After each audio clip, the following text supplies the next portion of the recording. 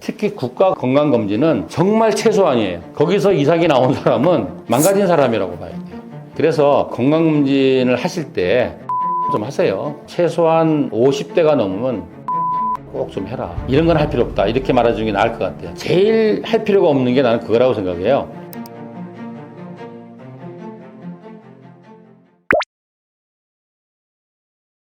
예, 우리가 요즘 젊은 사람도 여러 가지 병이 들지만 나이 든 사람이 병이 많잖아요. 그러니까 나이 들면 건강검진을 해서 자기가 건강한지 병이 있는지를 알아내야 되겠죠. 그래서 사람들이 착각하는 게 내가 안 아프고 밥 잘 먹고 운동 잘하니까 아이고 무슨 건강검진을 해. 감기도 안 걸리는데 이게 제일 바보 같은 사람이에요. 그러다가 정말 된통 당합니다. 그래서 그리고 이미 그러니까 이걸 아셔야 돼요. 그러니까 제가 정말 하고 싶은 말이 있는데 건강검진이라는 게 건강한지를 알아보는 검진인지 병이 생겼는지를 알아보는 검진인지 이걸 잘 구분하셔야 돼요. 그러니까 우리나라의 의료 시스템을 좀 이야기하자면 우리나라만큼 좋은 나라가 어디 있어요. 전 국민 의료보험을 해주는 유일한 나라인데다가 또 얼마 전부터는 전 국민을 의료보험으로 건강검진까지 해주는 유일한 나라잖아요. 그리고 뭐 얼마나 의료시설이나 의료기술은 세계 탑이잖아요. 근데 문제는 뭐냐면 그러다 보니까 국가의 예산이 많이 들어가다 보니까 해야 검사라든지 진단이라든지 치료라든지 해야 될 걸 법적으로 다 규정해놨어요. 정말 신기한 게 병명에 따라서 검사할 수 있는 것과 치료할 수 있는 걸 며칠을 다 시켜놨어요. 그 많은 거를 40년에 걸쳐서. 그래서 이걸 아셔야 돼요. 간 보는 교수님은 간만 검사해요. 갑상선 보는 검사님은 갑상선만 검사해요. 그런데 환자들은 한 번 피 뽑으면 모든 거 다 알아내고 또 한 번 MRI 찍으면 온몸 다 MRI 찍는지 알아요. 절대 그렇지 않습니다. 그래서 또 하나는 우리나라 그러니까 저도 MD인데 현대의학은 뭐냐면 구조의학이라고 말할 수 있어요. 구조가 망가진 걸 알아내는 거예요. 제가 이 말씀 드려볼게요. 여러분들 혈액 검사하면은 자기 결과 쫙 나오고 왼쪽에 보면 이렇게 범위가 나오잖아요. 얼마에서 얼마까지. 그죠? 이거를 정상 범위로 알아요. 노멀 레인지자, 노멀 레인지.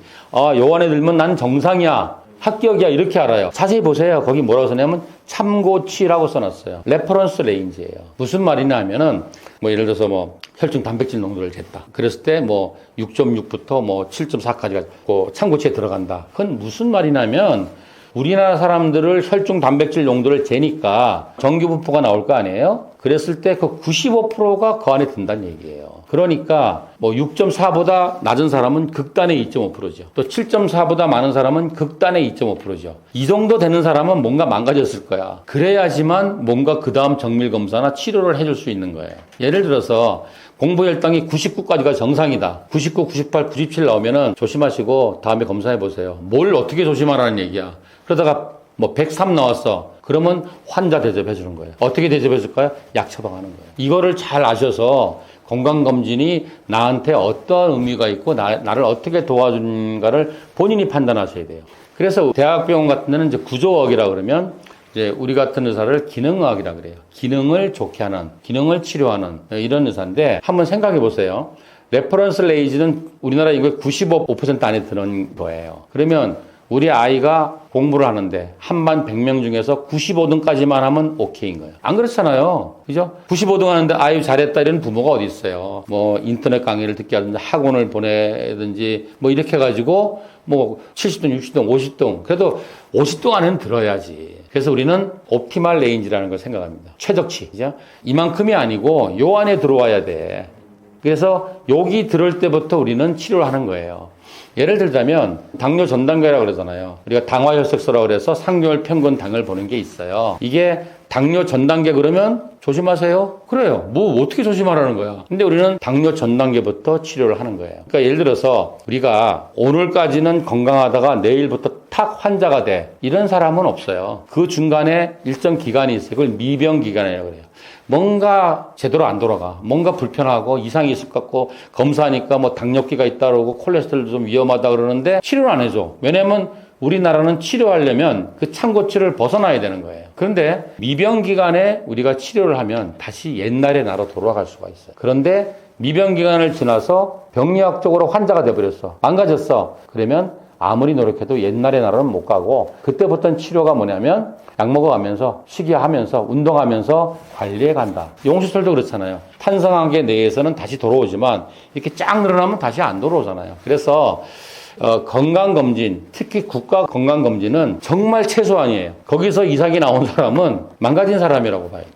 그래서 건강검진을 하실 때 자부담 좀 하세요. 해서 좀 더 추가하세요. 우리나라 예를 들면 대장 내시경 안 해주잖아요. 그래서 50대 이상이 되면 대장암 이제 검진을 하는데 대장 내시경인 게 아니라 대변에서 피가 섞여 있나를 현미경으로 보는 걸 해요. 근데 대장암 환자 애지간해 갖고 그 대변에서 피 안 나와요. 피가 나올 정도면 이미 엄청 진행된 사람이에요. 그래서 분변 검사를 해서 대변에 피가 있어. 그러면 대장 내시경을 국가검진에 해주는 거예요. 그러지 마시고 자기 자비를 좀 들여가지고 위내시경 할 때 같이 하면 좋잖아요. 그래서 뭔가 좀 더 많은 검사를 좀 하셨으면 좋겠어요. 그리고 또 하나는 뭐냐면 검사를 너무 신뢰하지 마세요. 이런 분들 많아요. 내가 작년에 뭐 어떤 대학병원 가 300만 원 주고 막 싹 다 했잖아. 뭐 요즘은 뭐 1박 2일 입원해갖고 한 1000만 원 하는 것도 있다 그러더라고요. 그런데 깨끗하대. 그러면 이 사람은 어떻게 알아듣고 싶냐? 내 몸이 깨끗하대. 나는 결백한 사람이야. 나는 죄도 없고 병도 없어. 라고 착각해요. 그건 잘못된 생각이에요. 무슨 말이냐? 예를 들자면 100만 원 내고 건강검진 했다. 그러면 우리나라 사람 잘 걸리는 병 순서대로 한 10개를 검사했는데 아직까지 망가진 증거가 없다. 200만 원은 20개를 검사했다. 이렇게 아셔야 됩니다. 그래서 그런 분들 많아요. 아니, 작년에 검사했을 때는 깨끗하다 그러는데 올해 갑자기 위암 말기되네? 저쪽 병원에 오진한 거 아니야? 이렇게 생각하는 분들이 많아요. 그래서 건강검진은 반드시 하셔야 되고, 증상이 없을 때. 그리고 하실 때 추가로 좀 더 많이 하세요. 어차피 한번 피 뽑는데, 그죠? 국가검진은 정말 조금만 해요. 정말 제가 권해드리고 싶은 거는 건강검진은 사실은 건강검진하고 질병검진이에요. 내가 어디 망가져서 환자가 된다를 보는 거고 그 전에 진짜 내가 건강한가를 한번 검사해보세요. 건강한 걸 검사해야지. 뭐 예를 들자면 몸에 뭐 영양소는 결핍된 게 없는지 예를 들면 우리가 영양소 검사를 하거든요. 뭐 비타민 D, 영양제 안 먹은 사람은 다 결핍이에요. 뭐 햇빛 보고 운동한다고 절대 안 됩니다. 그래서 영양소는 비타민 B군은, 비타민 C는, 미네랄은 잘 있는지, 또 활성산소는 얼마큼 나오는지, 또 활성산소를 없애는 게 항산화 물질이잖아요. 내 몸에 항산화 수치는 얼마큼 있는지, 또 우리가 뭐 암이나 뭐 바이러스, 박테리아 감염을 이기려면 면역력이 높아야 되잖아요. 내 몸에 면역력은 얼마큼 있는지 이런 거를 검사해야지 건강검진이지. 지금 하는 거는 질병검진이라고 저는 생각합니다. 건강검진 많이 할수록 좋죠. 근데 위내시경은 우리 국가검진에서 뭐 30대 중반부터 해요. 근데 저는 뭐라고 그러냐면 우리나라는 위암 발병 1, 2를 다투는 나라예요. 원래 1위였다가 일본하고 지금 자리 다툼을 하고 있는데 맵고 짠 음식을 먹으니까 위내시경 하면 글쎄요 절반 가까이는 뭐 미란성 위험이라도 있을 거예요. 그래서 30대 중반 넘어가면은 위내시경은 매년 했으면 좋겠다. 특히 집안에 위암이라든지 식도암 가족력이 있다. 그럼 더 빨리 해라. 이렇게 권고드리고 싶고요. 근데 대장내시경을 참 안 해요. 국가검진에도 대장내시경은 빠져있고. 그래서 최소한 50대가 넘으면 대장내시경은 꼭 좀 해라. 근데 요즘 젊은 20대, 30대 사람들이 대장내시경 하면 용종 나옵니다. 그 용종을 놔두면 그게 5년, 10년 지나면 대장암이 되잖아요. 그래서 제 생각에는 좀 비만하거나 가족력이 있는 사람들은 한 30대 때 한 번 하고 그때는 뭐 5년마다 한 번씩 해도 돼요. 그리고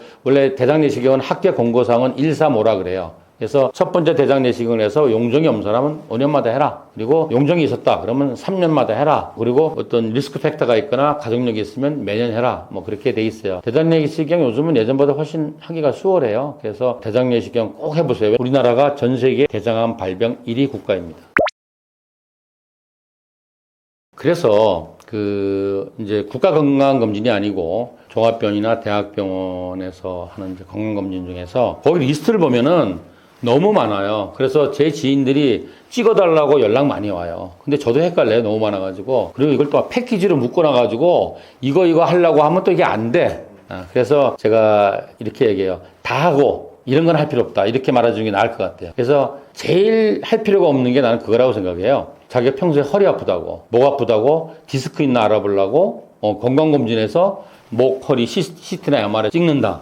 이거는 어리석은 생각이에요. 의학적으로는 뭐냐면은 내가 레지던트 때 논문이 이걸 썼어요. 그때 처음 MRI가 막 나왔을 때 그 병원 직원들 갖다가 40대 이상 사람들 MRI를 찍었어요. 그랬더니 내 기억에 40몇 프로가 디스크에 문제가 있어요. 근데 이 사람들은 안 아픈 사람들이에요. 그래서 이 디스크라는 건 노화 현상이기 때문에 이게 나이가 들면 다 이렇게 모양이 이상하게 보여요. 그렇다고 해서 증상이 없어요.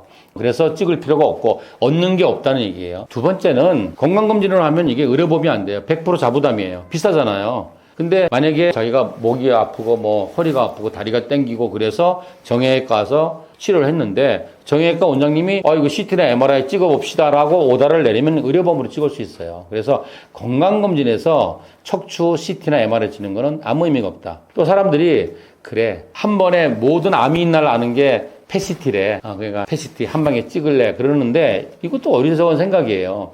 왜냐하면 패시티는 가장 안 정확한 검사거든요. 스크리닝 검사예요. 그래서 저기에 뭔가 좀 암인지 만성염증인지 이상한 세포들이 있다라고 가르쳐 주는 거예요. 그러면 거기에 집중적으로 이제 CT나 MRI나 조직 검사를 해서 아는 건데 이건 주로 그래서 암 환자들이 어디에 전이가 갔나 알 때 전체적인 스크리닝을 하는 검사지 건강검진에서 할 검사는 아니에요. 왜냐하면은 비용도 비싸지만 방사선량이 좀 많이 나와요. 그래서 일반 엑스레이 찍는 거에 200배 정도 200배, 250배 정도의 그 방사선 피폭이 되기 때문에 펫시트를 건강검진에서 찍는다. 이건 의미가 없는데 단지 하나 우리 집안 내력에 암이 많아. 그럴 때는 뭐 한 번 정도 한 50대쯤 돼서 찍는 건 모르겠지만 이걸 젊을 때부터 뭐 주기적으로 찍는다는 건 말이 안 되는 거라고 저는 생각합니다. 또 하나 이야기하자면은 예를 들어서 뭐 고혈압이라든지 심장질환이라든지 혈관질환이 있어 당뇨도 있고 그리고 나이도 한 60 넘었어 이런 분들은 심장 초음파라든지 아니면 그 관상동맥 CT를 찍어볼 필요가 있어요. 그런데 뭐 고혈압 당뇨 이런 것도 진단받은 것도 없고 아무 증상도 없는 사람이 심장 초음파를 한다. 심장 초음파는 주로 뭘 보냐면 심장의 밸브가 잘 작동하나를 보는 거거든요. 그래서 아무 증상도 없는 사람이 건강검진에서 심장 초음파를 찍는 것은 별로 얻을 정보가 없다고 저는 생각합니다. 그러나 60대 이상에서 심혈관 질환이 있다든지 아니면 선천적인 밸브 이상이 있다든지 뭐 숨이 찬다든지 부정맥 같은 자가 증상이 있을 때는 해볼 필요가 있습니다. 제가 또 권하고 싶은 거는 MRA라고 요즘 많이 아세요. MRI 말고 MRI에다가 뇌 MRI에다가 엔지오그램 혈관 정수를 이렇게 해놓은 건데 그는 뇌 혈관의 문제를 보는 건데 이게 주로 뭘 보려고 찍냐면 뇌깔이라고 그러잖아요. 사람들이 나 머리에 시한폭탄 갖고 살아 뭐 이런 게 있는데 그 뇌 혈관이 이렇게 풍선처럼 부풀어 올라 있어요. 그러니까 여기는 풍선처럼 부풀어 있으니까 막이 얇으니까 잘 터질 수가 있어요. 근데 이건 터졌다 그러면 뭐 아니면 도죠. 사망 아니면 후유장애 났는데 이게 우리나라 인구의 한 2, 3%가 있대요. 그러면 꽤 많은 거예요. 한 40명 중에 한 명이 있다는 거니까 이거는 제 생각에 한 번 정도는 찍어볼 필요가 있지 않나 그런 생각을 합니다. 저는 환자들한테 그래요. 위내시경은 무조건 매년 해라. 제가 물론 환자들이 오고 또 환자 보호자들이 갖고 오는데 위내시경에서 아무것도 없는 사람 정말 드물어요. 한 40대쯤 되면 뭐 위염은 하나씩 있어요. 근데 위염 중에서도 뭐 만성 위축성 위염이라든지 장상비 화생은 위암의 전 단계잖아요. 그래서 중요해서 위내시경 꼭 하고 위내시경은 최소한 2년에 한 번, 그리고 한 50대면 매년, 그리고 대장내시경은 40대부터 해라. 그래서 한 5년에 한 번씩 하라. 그리고 초음파는 매년 좀 갖다 대라. 초음파는 소리로 진단하는 거기 때문에 힘들지도 않고, 그리고 방사선 피폭이 없잖아요. 그러니까 여기저기 다 갖다 대라. 뭐 갑상선도 해보고, 우리나라 40대 이후에 사람을 건강검진에서 갑상선 초음파 대보면 글쎄 5명 중에서 3명 가까이 결절 나옵니다. 그죠? 그리고 유방도 대보고 그리고 복부 초음파하면 모든 걸 다 봐주잖아요. 뭐 간도 봐주고 췌장도 봐주고 또 췌장을 정말 열심히 보는 그 선생님은 췌장을 이렇게 잘 볼 수가 있어요. 대충 보면 잘 안 보이지만 그리고 비장도 보고 다 볼 수 있으니까. 그리고 또 남자분들 요새 우리나라 전립선암 엄청나게 많잖아요. 그러니까 직장으로 하는 초음파는 좀 곤란하더라도 복부 초음파를 통해서 전립선을 대충 볼 수 있습니다. 그래서 초음파는 매년 여기저기 다 해라. 그리고 또 하나는 담배 피는 분들 우리가 뭐 의학적으로 그런 말 30감년 매일 한 갑씩 30년을 피거나 하루에 2갑씩 15년을 피거나 이런 사람들은 저설량 펫시티를 갖다가 2, 3년에 한 번씩 꼭 찍어주세요. 방사선 피폭 양이 작기 때문에 뭐 큰 걱정 안 하셔도 됩니다. 실제로 우리가 엑스레이에서 폐암을 발견하기는 참 쉽지가 않아요. 그래서 위험 요소가 있고 폐암의 가족력이 있다든지 이런 분들은 한 2, 3년에 한 번 정도는 저설량 펫시티를 꼭 찍으실 걸 권고합니다. 일단은 국가에서 해주는 거는 공짜잖아요. 그죠? 이거 안 하면 뭐 그냥 이제 손해 보는 거니까 무조건 해라. 그리고 거기다가 좀 추가로 해라. 그리고 뭐 요즘 건강검진은 너무나 많잖아요. 그래서 좀 그거는 볼 필요가 있을 것 같아요. 첫째는 연말에 몰리잖아요. 연말에 몰리면 아무래도 뭐 정신이 없으니까 정확하게 못 볼 수가 있잖아요. 특히 이제 초음파는 사람이 직접 하는 거니까. 그래서 좀 한가할 때 하시면 좋겠고. 그리고 가능하면은 요즘 이제 초음파를 의사 선생님이 아닌 사람이 하거나 또 전문의가 아닌 분이 하는 곳들도 있어요. 그래서 가능하면 초음파는 방사선 전문의가 하는 곳에서 하면 좋지 않겠나 그런 생각을 하고요. 또 위내시경도 가능하면 소화기내과 전문의가 하시면은 그리고 경험이 많은 분들 하시면 좋지 않겠는가. 그리고 너무 비싸갖고 막 패키지를 엄청나게 많이 하는 거 이런 거는 가성비가 없는 것 같아요. 그래서 반드시 하시되 좀 더 많이 하고 그리고 좀 한가할 때 여유롭게 하시고 그리고 정말 필요한 것들을 자기가 선택해서 하실 수 있는 그런 방법이 좋겠습니다.